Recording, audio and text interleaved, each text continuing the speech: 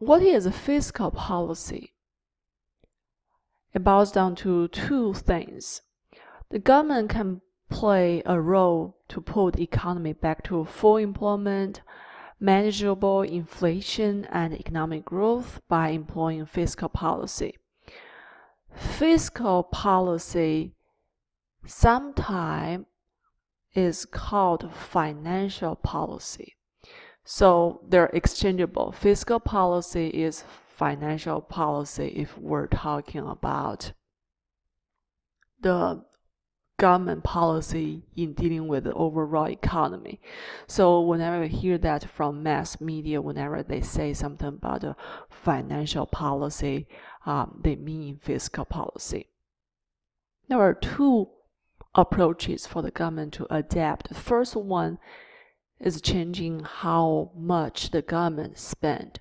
The second one is changing how much the government is going to collect from every one of us, which is tax.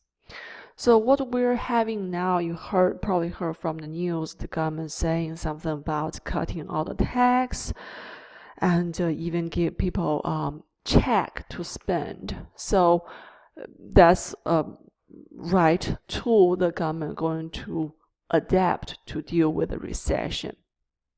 This is a very timely manner. The last time we had something similar like this was in 2009 in subprime crisis. The Congress and Obama administration began a $787 billion stimulus program designed to lift the economy out of a deep recession, such as the government paid down payment for new homeowners and everything. The fiscal policy generated a 1.4 trillion deficit then, which increased the size of U.S. debt to 11.9 trillion. So here I can go ahead say the difference, tell you the difference between deficits and debt. Deficits is like the amount of money you spend and this after your revenue, and you also have to borrow some, and that's the amount of money you owe because of this financial year, in this particular year. And prior to this financial year, you may have already had a big debt. So extra deficit will add on to this debt. If you're running a surplus, which means you collect more money than you spend, the government collect more tax revenue or generate more revenue than they spend, they run a surplus. The surplus will cancel out corresponding partial of the debt they accumulated in previous year. Of course, we're going to cover more of this topic. I'm just here give you an intuition. And what we're having right now, I would say the scale of this stimulus plan will be similar size or even larger size than the subprime crisis, because the COVID-19 is really bad and traumatizing all sectors of the economy. I also said this last class, I said it's not only because of COVID-19. COVID-19 speed up this process and make it worse, but the recession was about to come anyway, because we've been enjoying a long expansion, business cycle. The recession was about to come, and this COVID-19 just pushed it to a new low level. So we will think the government going to adopt some of those policy. Sooner or later, the COVID-19 just make it sooner and force the government to adopt or more dramatic stimulus plan to bring the aggregate demand up and bring us out of the recession.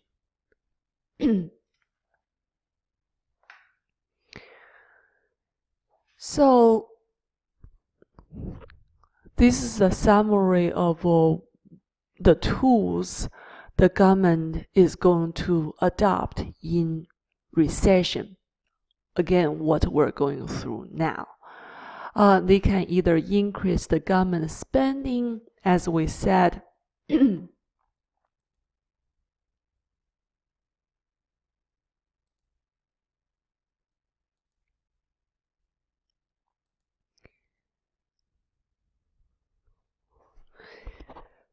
remember the GDP have the calculation of GDP is composed by 4 components. The first one is consumption. Second one is gross investment. Third one is government spending, and last one is how much the foreigners is going to buy. So if the government increase the spending, that will increase the GDP, or decrease tax. Decrease tax means people do not need to pay as much of tax to the government as they used to, and they are able to have or keep more disposable income, and that is likely to increase the consumption. Or they do both, and the consequence of that will be running a deficit. This is what the government is doing right now, printing more money, running a deficit, just to make sure the aggregate demand is stronger and bring the recession, hopefully the recession ends sometime soon.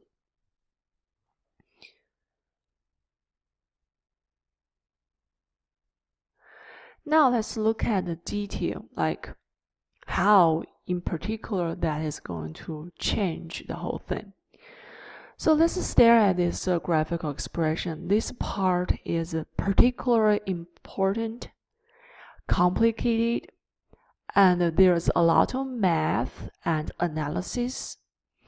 I highly recommend you to take notes as you're with me. Of course, you can choose to come back and review and everything another time, but my point is this part is particularly challenging and difficult to comprehend, to understand. So please pay attention to what I say. So we can say this is a typical price level on vertical axis. Horizontal axis represent the real GDP. And we have one aggregate supply curve. This red one is upward sloping. We have 2 aggregate demand curve. This is AD1 and this is AD2. To put you in a context, the economy start at AD1 and AS at price level 1 and 510. Now let's assume that 510 is our full employment real GDP.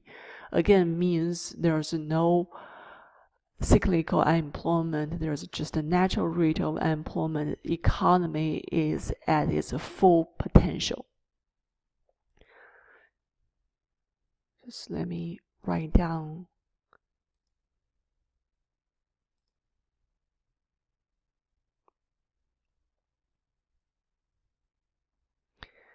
So 510 is the initial point, and it is also full employment real GDP. And now recession happens, means aggregate demand 1 shift to the left hand side to aggregate demand 2. I have to say the arrow over here at this stage is a bit of confusing. It indicates, several steps further. But right now, aggregate demand initially at 81, and the recession happens, aggregate demand curve shift left hand side to 82. And remember, there is a downward price rigidity. So again, we're not able to shift from this point to this point. Instead, we're shifting horizontally to the left over here because price can go up, can stay the same, but can never go down. So this is a new point. And we're generating this new GDP at this P1 and AD2, which is 490. And we can say there is a gap called a recessionary GDP gap or negative GDP gap. 510 minus 490, that is $20 billion of recessionary negative GDP gap. Means recession and fewer workers are needed to produce a lower level of output. The unemployment is getting larger. That again is what we're going through right now. A government needs to adopt expansionary fiscal policy described previously to stimulate the economy. And again, what are those ones? Either cutting tax or increase government spending or a combination of both.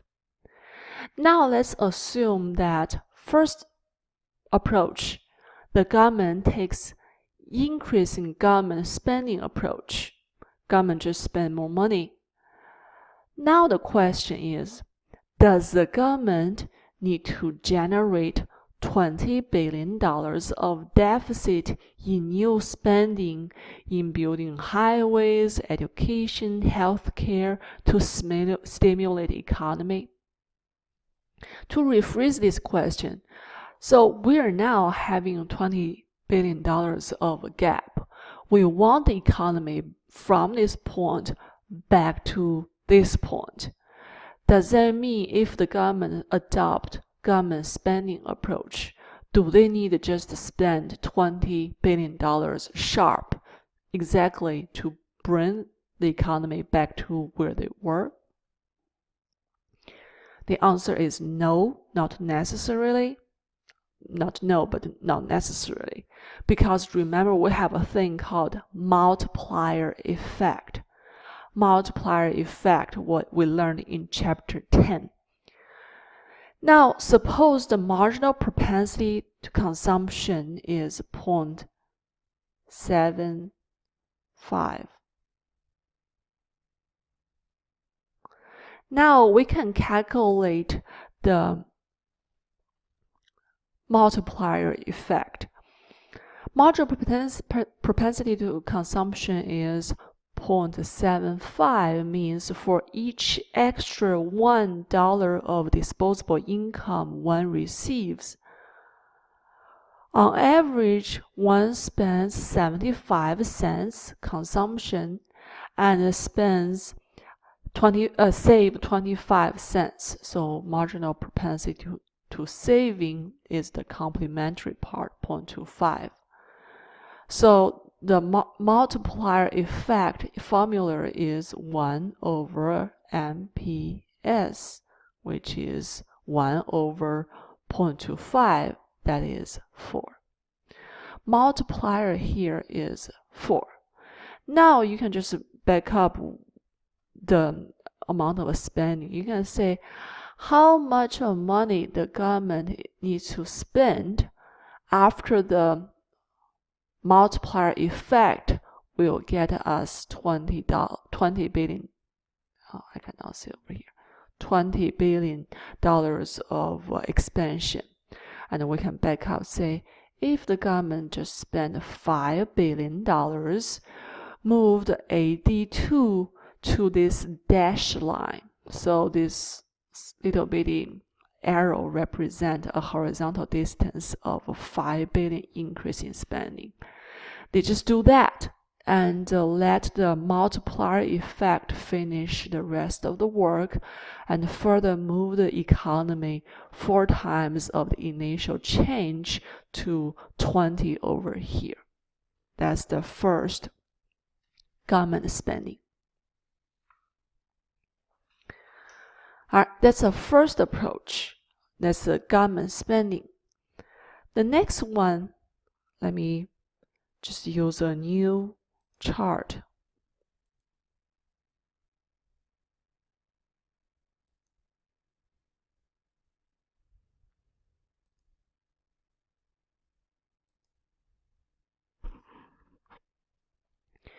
Next approach is take a tax cut. The government just cutting tax like what the government is doing right now. Then the question is, how much tax does the government need to cut in order to bring the economy from this point back to that point? Again, the overall goal is 20 billion increase in aggregate demand. Now things getting more complicated because you have to think about a multiplier effect twice. If remember in government spending, if the government choose to spend $5 billion more of money, this $5 billion more of money boosts the aggregate demand by exactly same amount. G 5 billion increase the aggregate demand by 5 billion. But $5 billion of a tax cut will not. While some of the tax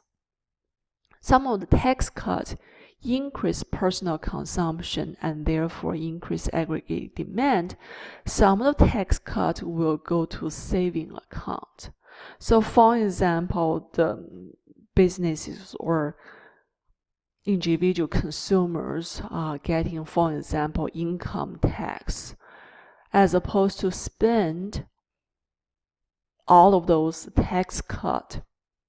They may save part of those tax saving, or they may choose to save everything. They got a big fat check and just deposit everything. Then there's no effect on aggregate demand whatsoever.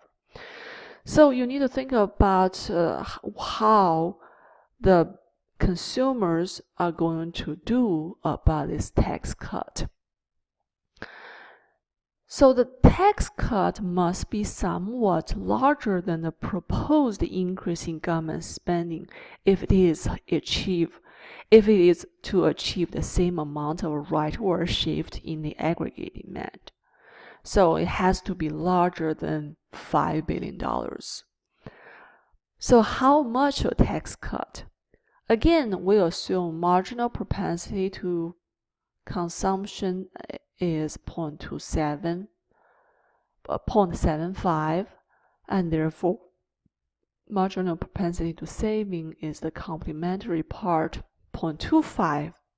Each one more dollar the people receive, they will spend 75 cents and save the leftover 25 cents. And again, the multiplier effect is the inverse of a marginal propensity to saving, which is 1 over 0.25, which is 4. Okay. We simply need to figure out, okay, if the consumer is getting T amount of tax cut, T initial for tax. So imagine this amount, each individual are getting extra money because of this tax cut. And we don't know the amount, and it is T. And they decide to only spend 75% of that. And that should be equal to our goal of increasing in aggregate demand. Then we can back up the tax amount. 5 divided by 0.75, you punch into your calculator, that is $6.67 billion. Which means if the government cut tax by $6.67 billion, then the government will spend 5 billion of those to increase aggregate demand, like 2 over here. and will save $0.67 billion into their bank account. And this spending of 5 will further increase to aggregate demand 1, thanks for the multiplier effect we just covered. Okay, so tax cut works more complicated than the government spending. In some,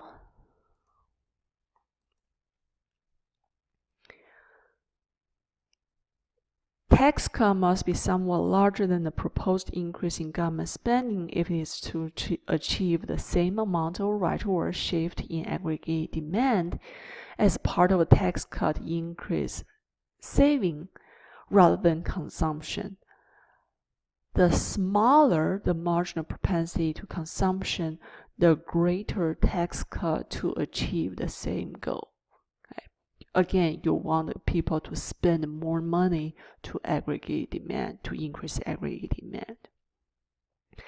In this whole analysis, after chapter 12, you just need to bear this price downward rigidity in mind. Price can stay constant, can go up, it cannot go down, at least not in the short run. And again, without being told otherwise, here we're focusing on the short run. And lastly, you can do a combination of both government spending increases and tax reduction.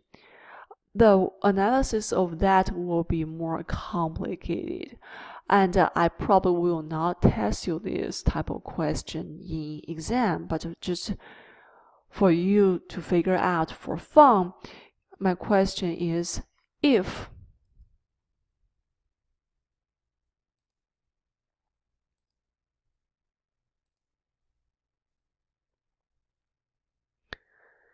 the government increases spending by 1.25, how much of a tax it needs to cut to achieve the same goal? Okay. In order to answer that question, your first step is to figure out what's the final effect of this government increasing spending. Go ahead and multiply the multiplier and figure out the answer to that, and say that will meet the gap of how much within 20. Okay, so here it is 5. So this government spending only solved $5 billion out of $20 billion of recessionary gap, negative recessionary GDP gap. The leftover 15 need to be achieved by tax cut, and you do multiplier effect twice and figure out that. Okay.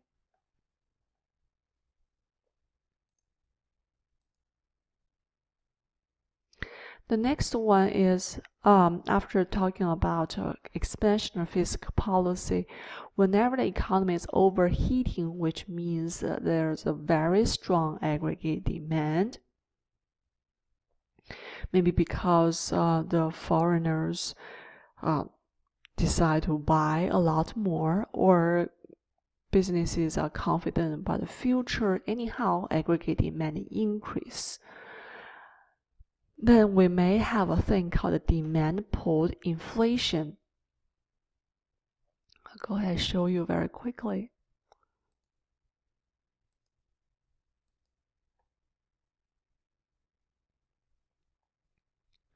So aggregate supply is flat up there and go up, and aggregate, if somehow demand increase dramatically from this point to up over here, we can say beyond the production capacity of the business, price increase crazily. That's called demand pulled inflation because of higher demand.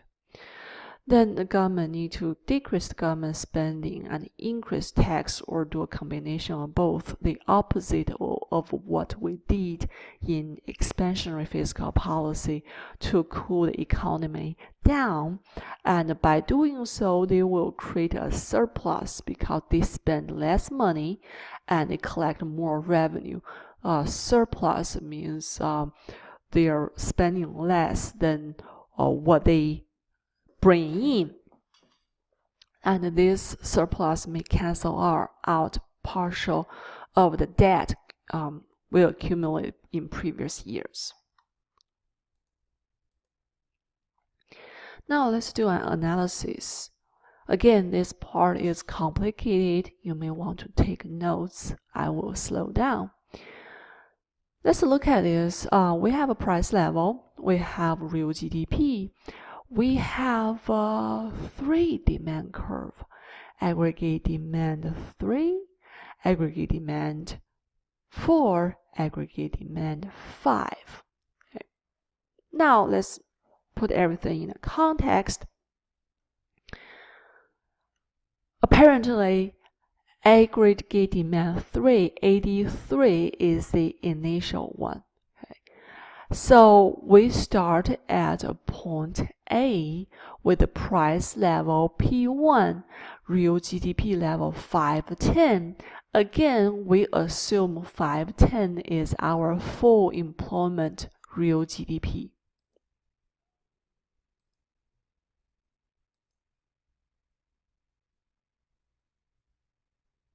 Okay, we started over here, QF. Then something happened.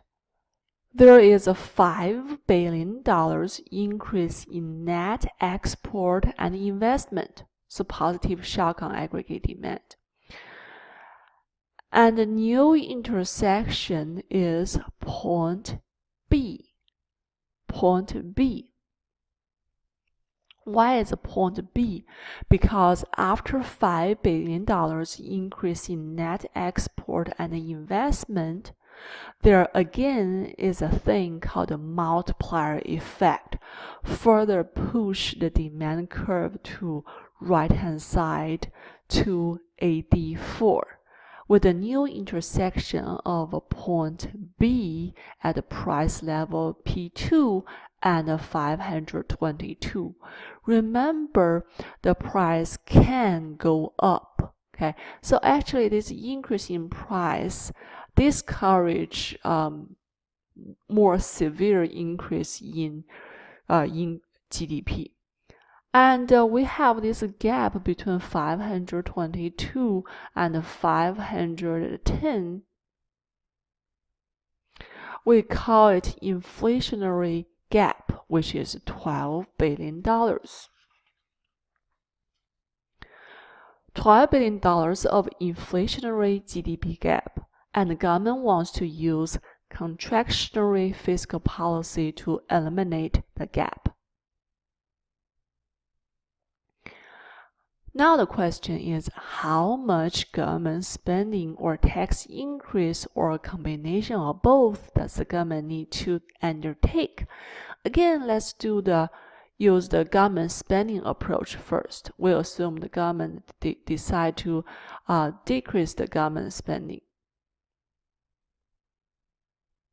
Intuitively, one will think that as aggregate demand increases out of a $5 billion increase in net export and investment, we just cut the government spending by $5 billion and make a multiplier effect do its job, and aggregate demand will be back to 83.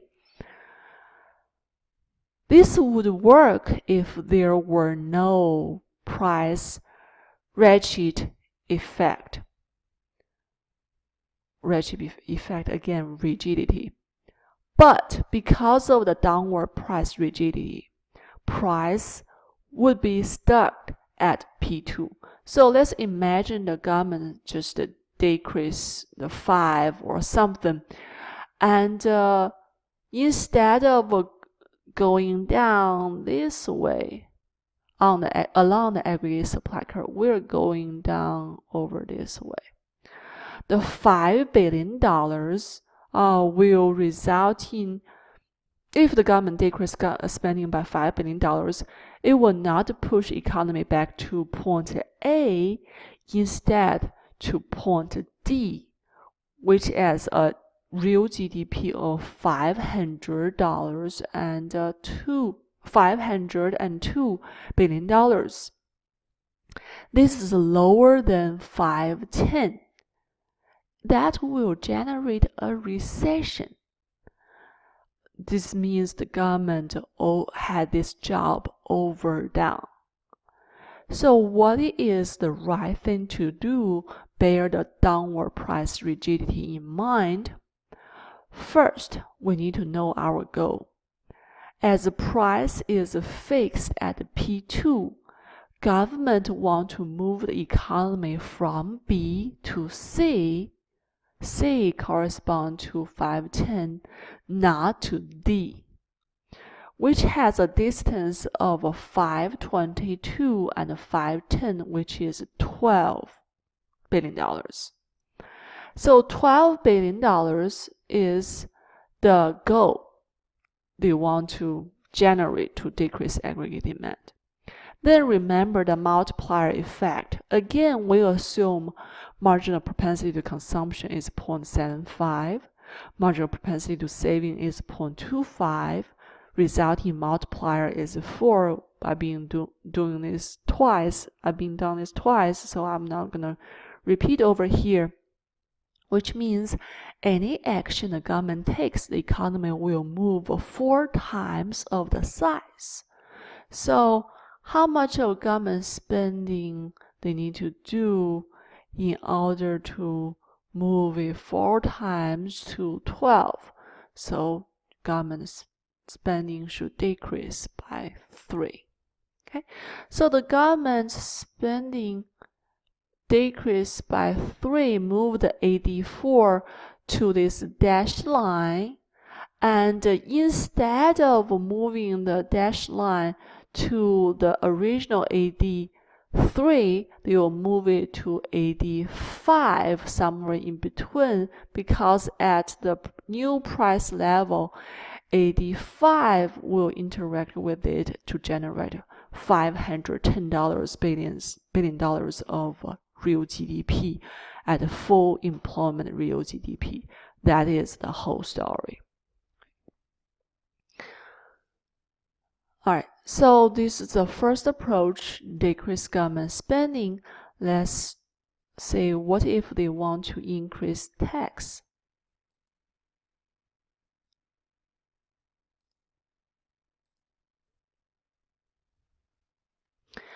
Similarly, you need to consider multiplier effect beforehand. So to rephrase this question, we want to say how much tax cut will bring in the same effect as government spending cut of $3 billion. So which tax, I'm sorry, not tax cut, tax increase, tax more. How much of increase in tax will bring the same effect as government spending cut of $3 billion? Again, rephrase that.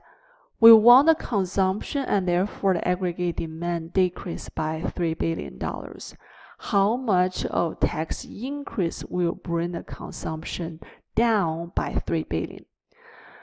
Again, we'll assume the tax increase by T.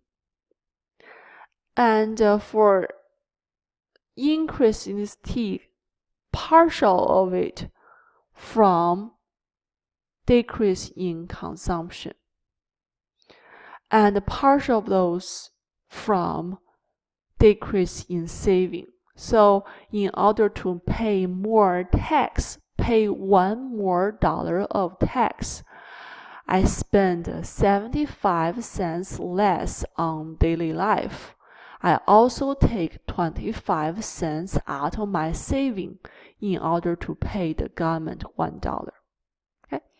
So the goal is to make sure the consumers spend $3 billion less. Then how much of a tax will generate that situation? The tax will be you move 0.75 to right hand side, that will be $4 billion. Okay. So again, I want to say $4 billion. If the government want to tax consumer $4 billion more, the people have to squeeze some money to pay $3 billion from not spend as much.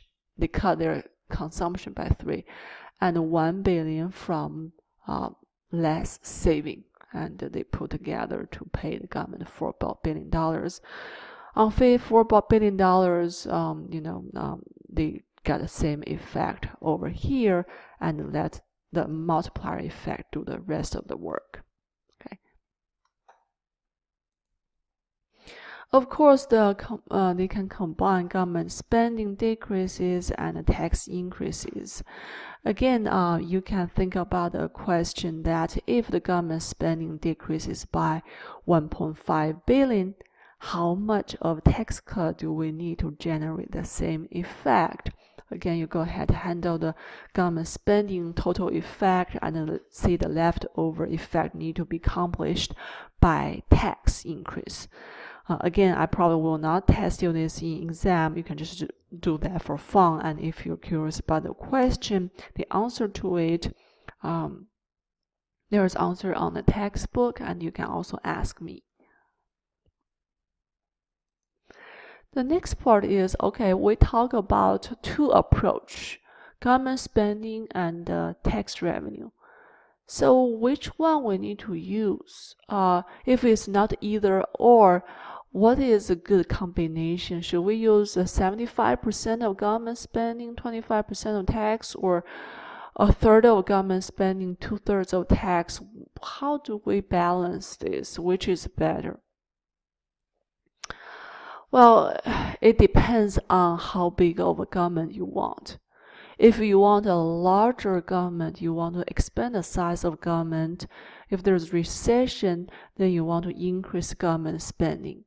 If there's an inflation, then you want to increase tax, so the government do a lot more jobs in this whole thing.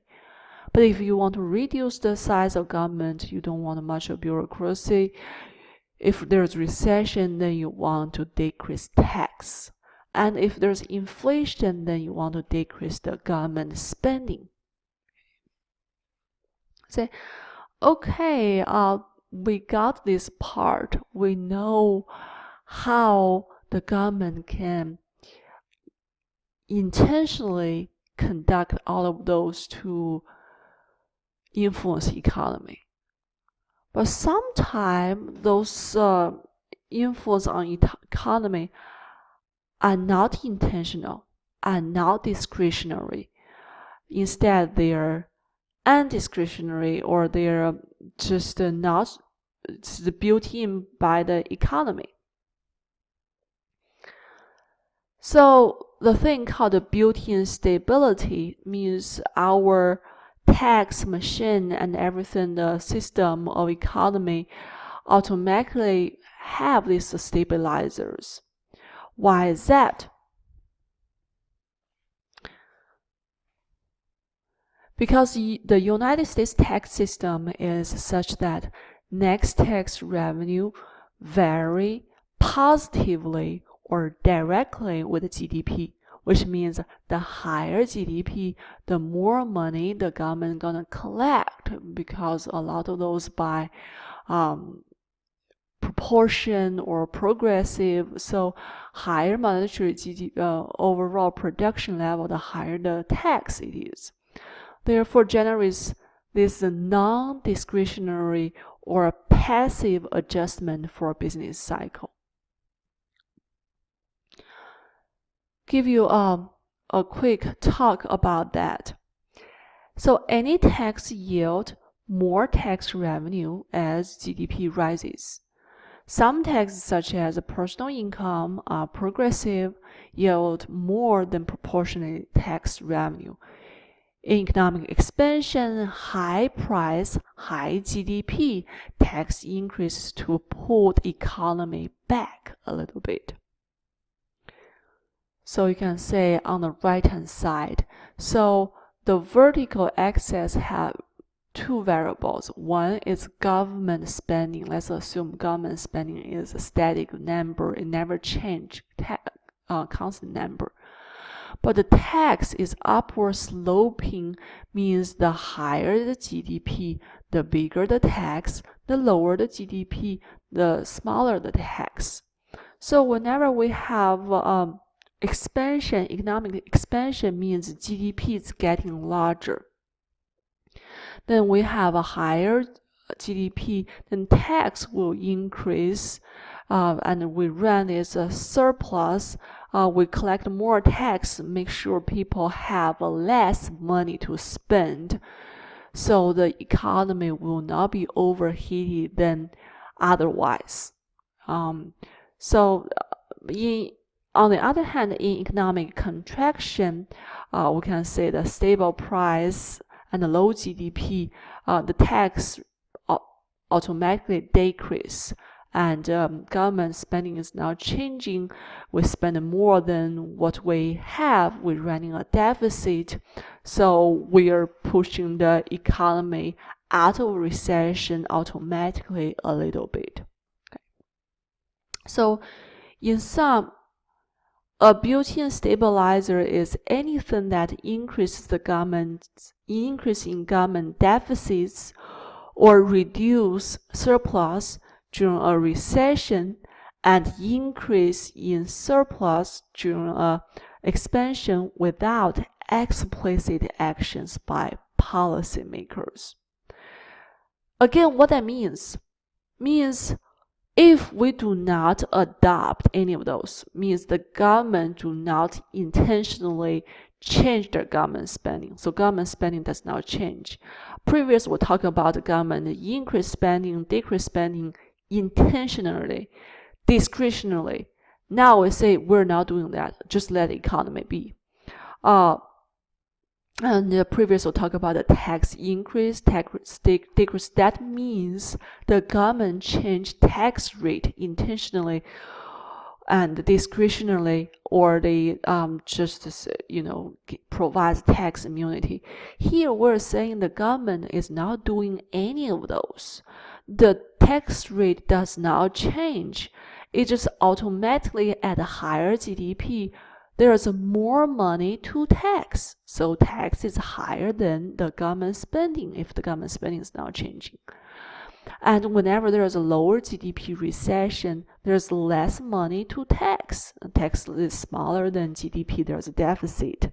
So none of those are intentional by the government. All of those are unintentional or non-discretionary.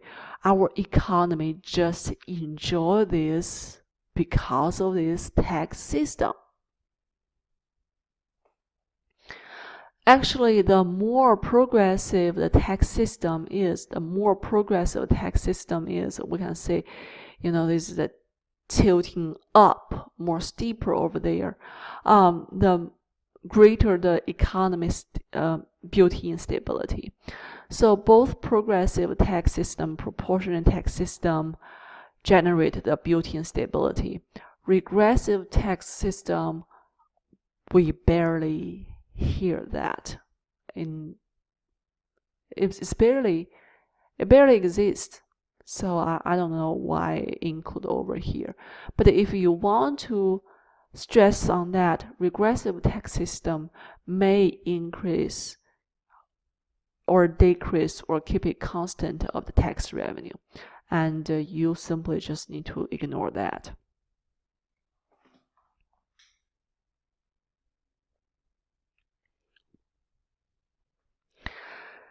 The next topic we're going to cover is we need to disentangle the intentional policy and those non-discretionary policy. We said that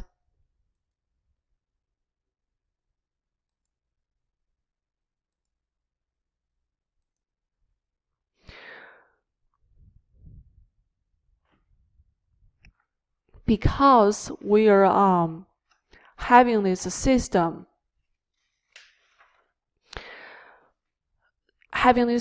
that if the tax change with the GDP change, meanwhile the transfer payments also change. I'm afraid I didn't cover the second bullet point. Transfer payments or negative tax means government pay people for certain stuff, such as unemployment compensation payments and welfare payments.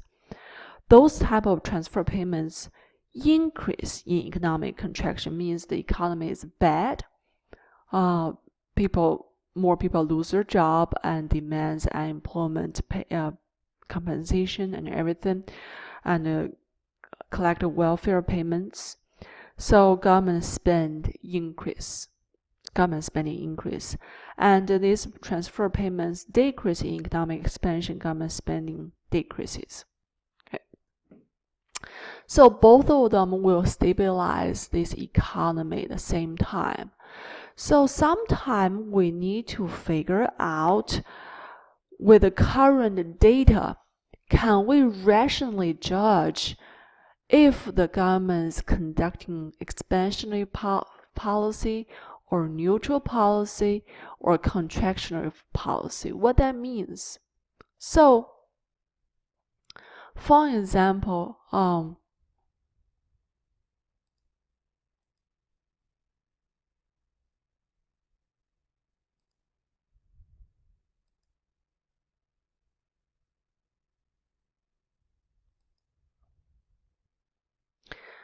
so if we have a deficit over here, it out of two things. Could be the government is running expansionary policy. The government spend more money. The government intentionally cut tax, or because the economy have its built-in situation, which means we're in this recession over here, automatically we're collecting less tax and government spending. So if you see a big number, for example, we have a negative $20 billion of deficit, should you go ahead and jump into the conclusion that the government is running an expansionary fiscal policy? No, you shouldn't. You should check how much of those is from the built-in economy. Maybe the built-in stability, as we learned over here, automatically generate negative 22.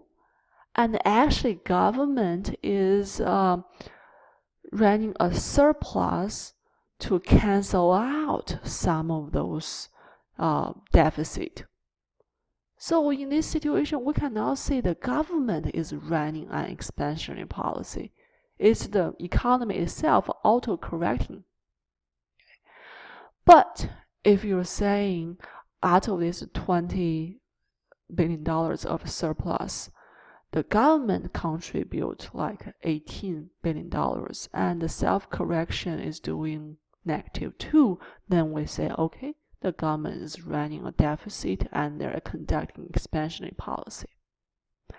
So what we're doing over here is to tease out or disentangle these two effects. So we disentangle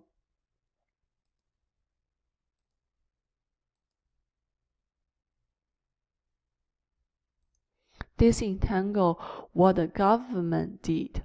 That's called discretionary or intentionary. And the economy auto-correction, we say it's a non-discretionary.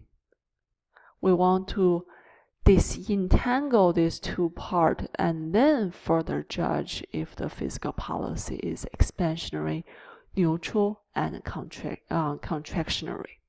And I will cover that in next video clip.